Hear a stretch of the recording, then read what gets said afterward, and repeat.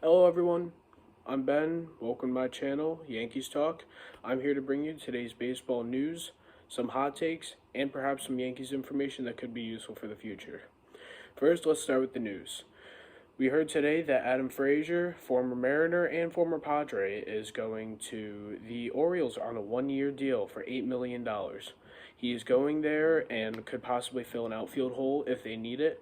He played 38 games there for the Mariners last year, batting .238, while also he was a versatile infielder, which they also heavily need, so he could be playing there as well. On the other hand, the Cubs signed a 1 year deal with reliever Brad Boxberger, and he's going to be playing there. And sure, these moves may be not totally major and not big splashes, but they're just filling holes for the teams that they need to be on. Some more information today. We have some possible trade candidates heading to other teams, according to some sources from MLB. We have Liam Hendriks, Rafael Devers, and Gleyber Torres as possible top trade candidates.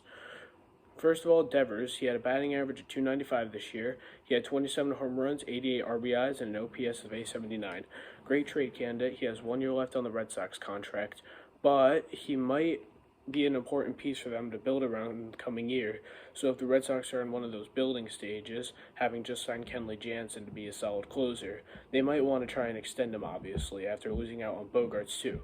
But if they don't have any pieces that they want to build around other than Devers, and they want to kind of just be in a whole entire rebuilding phase in general, they might trade him for some better prospects, say to a team such as who needs a third baseman. We could see him go to the Marlins for starting pitching. We could see him go to a team like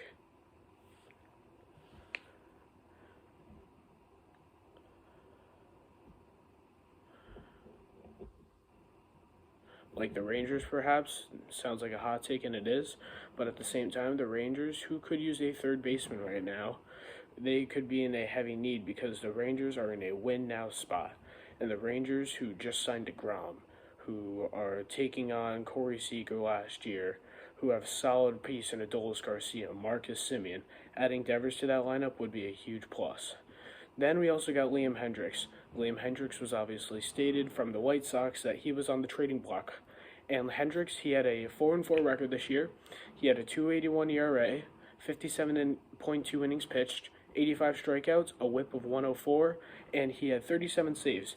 Not bad stats. He really picked it up at the end of the year. The White Sox didn't have as many opportunities for him to pitch. He didn't pitch a ton because he was somewhat riddled with injury, and he was also very inconsistent at the beginning.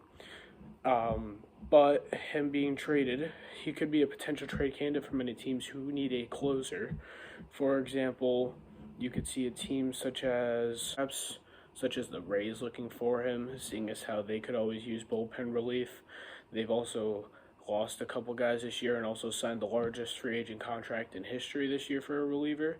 So having added another bullpen piece would be great for them. Next, we're going to start with the hot takes part of this video. We're going to start with perhaps Danny Jansen being traded to the Red Sox. Yes, I know, at least interdivisional trade. Whoever hears of that? I mean, it's very uncommon for that to happen. AL East so competitive, so high level, all that. But the Red Sox are in heavy need of the catcher right now. Connor Wong, he's not going to cut it. David Pilecki got traded. Christian Vasquez got traded. He signed with a new team. They didn't even try and re-sign him. So that's a problem for the Red Sox. They don't have a great guy at the catcher spot right now.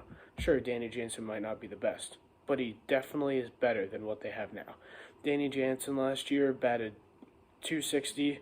He had 15 home runs, 44 RBIs, and an OPS of .855. Solid stats, especially for a catcher in a spot that's not really too offensive, and you're either really offensive and suck at defense, or you're very defensive and you're not good at offense. Danny Jansen is pretty average at both, in my opinion. And his defense isn't bad and will get you places. His offense, he'll produce. Next, we got Dansby Swanson. Dansby was also confirmed to be tracked down by Boston. Sources today have said that Boston is in on Dansby. Not surprising at all. Kind of a hot take that he might go there. I wouldn't say that he'll necessarily go there. I'm still more swaying towards the Cubs because obviously we saw his wife, Prue, lives in Chicago, plays soccer there. He wouldn't mind going there and make the things much more convenient. Braves, just because he hasn't signed there in so long, we kind of saw the story with Freddie Freeman last year. I don't think he's going back. if he was going back, he would have gone there a lot sooner. And the Red Sox obviously going in on him. That's an important piece that they missed out on. Xander going to the Padres. They will not do anything probably to get Dansby, but it just seems to me that he's going to go more to the Cubs or more out west, perhaps to the Dodgers or some team that'll give him a big splash of money or something. Because the Red Sox, sure they might, but they haven't really spent too much. And on top of that, there are just some other teams out there that have a more likely chance of getting him than the Red Sox. Next, I have another hot take. It's Eovaldi to the Cardinals. Eovaldi had a really solid year this year. He pitched his way to a 6-3 win-to-loss ratio. He had a 3.87 ERA. He pitched 109.1 innings, and he also had 103 strikeouts with a 123 WHIP. It's not the best year for a pitcher. He was obviously riddled with injuries, but at the same time, he has had a great career in the past, solid pitcher, above average, a guy most teams would go for. And sure, he's not the top on the market, but after, Rodon, Verlander, DeGrom, he's probably the next best option next to Syndergaard, Waka, Bassett, guys like that. So I have him going to the Cardinals because the Cardinals have lost some starting pitching this year. It's a hot take, but the Cardinals have lost a substantial amount of guys and that what they need to fill. Jose Quintana, who was just picking up the pace, he's out from the Cardinals rotation, obviously because the Mets picked him up, but at the same time, that's one less guy that they have at the starting pitching role. So now you bring in a guy like Eovaldi, you can have him as your 2, maybe 3 guy now, and maybe even 1 if he works his way up there, but they're going to have an ace. And you can have a guy who is going to pitch well for you, pitching games when it matters, and have a great season, quite possibly. So I have Eovaldi possibly going to the Cardinals. Now let's talk about the Yankees. Recently I heard about the rumor Tatis to the Yankees. I want to hear what you guys think about this in the comments. Would Tatis be a good fit on the Yankees? Would you like him to come to the Yankees? Me personally, I would somewhat be happy if he comes, but at the same time, if he comes to the Yankees, I would have him sign a contract or some kind of formal document that states if he pulls off any of the, steroid stuff, crashing accidents on the bike, anything like that, he's gone. Terminates contract, done, he can go find a new team. Because I don't want a young guy. Sure, he's a great player. Don't get me wrong. Tatis is one of the best in the game. But I don't want a guy who's just going to screw around and just, get in stupid accidents, get caught with stupid stuff, and affect the team. He's not even going to be here for part of the year next year. So I don't want to deal with that as a fan and or a player on the team even, knowing that a guy might be suspended or injured for I don't know how long because of all this crap. So him coming to the Yankees, I wouldn't mind as long as we sign some kind of document saying, you pull any of this stuff off here, you're gone. Next question. Will LeMahieu be ready for opening day? We all know that he had to have surgery recently, and that is not a great sign, but it's not the worst. At least he got surgery. At least he can get better. But the main question is, will he be ready for opening day? Me personally, I believe it's going to be a tight call. I think we should make it so we make sure that he's fully healed, fully recovered, and ready to play. If he is, sure, have at it. We can let him play opening day. But if he's not gonna, I say we just let him heal for as long as he needs and then let him play. I don't want LeMahieu having an injury-ridden season like last year. We need the guy. He's versatile. As a Yankees fan, I love him. He's a leadoff player. He's excellent. He's playing great with Rizzo, Judge. Now we got Bader up there who can also help with the leadoff spot. He also is great defensively, especially around the second base spot, which we might need to fill this season. Even third base if we trade Donaldson.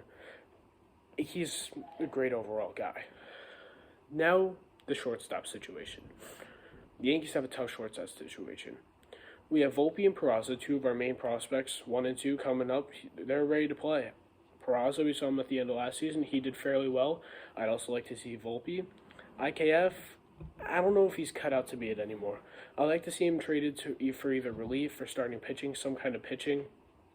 And Sure, he did okay for us last year, but he's not like the guy that we originally thought he was going to be when he got sent over here.